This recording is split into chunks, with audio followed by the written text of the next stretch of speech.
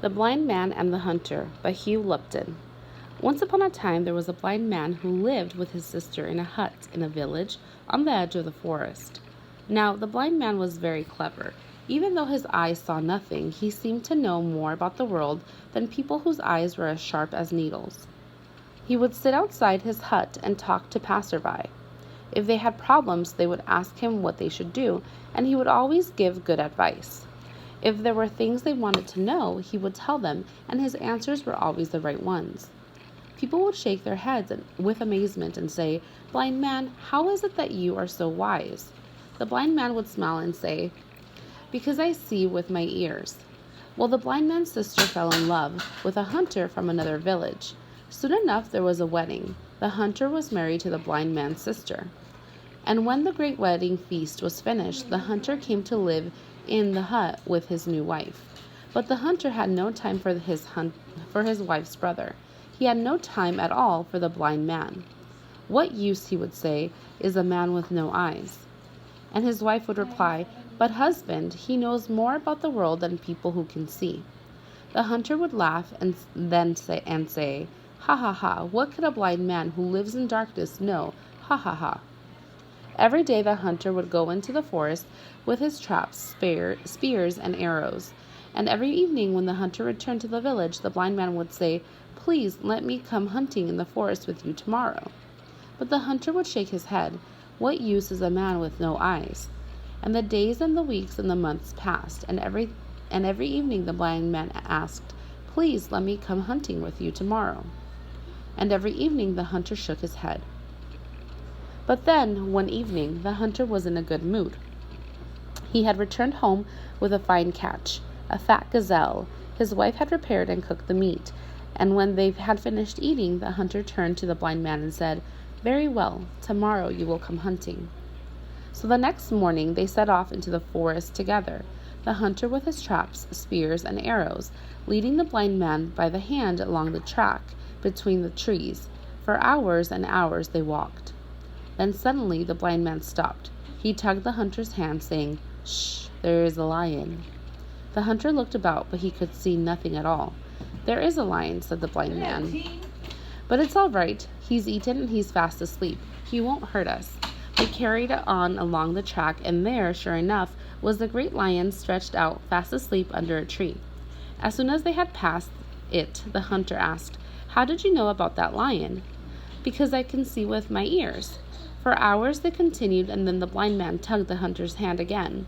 "Shh, there is an elephant." The hunter looked about, but he could see nothing at all. "There is an elephant, but it's all right. He's in a water hole. He won't hurt us."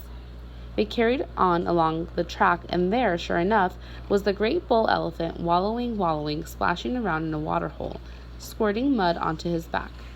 As soon as they had passed it, the hunter asked, "How did you know about the elephant?" "Because I can see with my ears."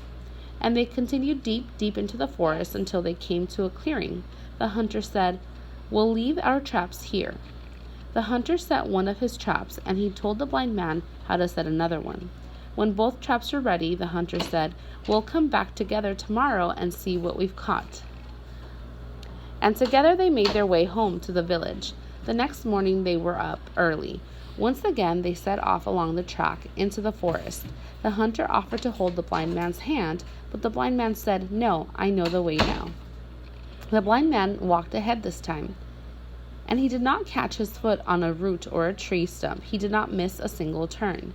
They walked and they walked until they came to the clearing deep in the forest where the traps had been set. The hunter saw straight away that there was a bird caught in each trap. And he saw straight away that the bird caught in his trap was a little gray one, and the bird caught in the blind man's trap was a beauty, with feathers of green, crimson, and gold. "Sit down there," he said. "We've each caught a bird. I'll fetch them out of the traps." So the blind man sat down, and the hunter went across to the traps, and as he went across he was thinking to himself, "A man with no eyes will never know the difference." And what did he do? He gave the blind man the little gray bird, and he kept the beautiful bird with the green, crimson, and gold feathers to himself. And the blind man took the little gray bird in his hand, and he got to his feet, and they set off for home. They walked, and they were talking. The hunter said, "If you're so clever and you see with your ears, then answer me this. Why is there so much anger and hatred and warfare in this world? And the blind man answered, Because the world is full of so many people like you, who take what is not theirs. And suddenly the hunter was filled with bitter shame. He took the little gray bird out of the blind man's hand and gave him the beautiful green crimson and the gold one instead. I'm sorry, the hunter said. And they walked, and then the hunter said, If you're so clever and you see with your ears, then answer me this. Why is there so much love and kindness and gentleness in the world? And the blind man answered, Because the world is full of so many people like you who learn from their mistakes. And they walked until they came home to the village. And from that day onward, if the hunter heard anyone ask, Blind man, how is it that you are so wise? He would put his arm around the blind man's shoulders and say, Because he sees with his ears and hears with his heart. Number 1. Read the sentence, then answer the question below. They carried on along the track, and there, sure enough, was the great lion stretched out, fast asleep under a tree. What does the use of the phrase carried on tell the reader? A. They were holding all the equipment they needed for hunting. B. They continued to talk as they approached the lion. C. They kept walking along the path despite the blind man's warning. D. They argued about the lion. Number 2. Which sentence best describes the theme of this passage? A. Learn from your mistakes. B. Always respect people with disabilities. C. Do not steal from others. D. Be kind to others. Number 3. Read the sentence. The blind man walked ahead this time, and he did not catch his foot on a root or a tree stump. He did not miss a single turn. The word catch has more than one meaning.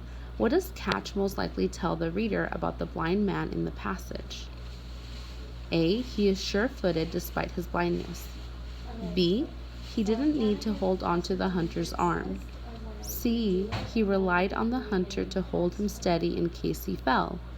D. He walked around the roots and the tree stumps so he would not trip. Number 4. First read the dictionary definition, then complete the task.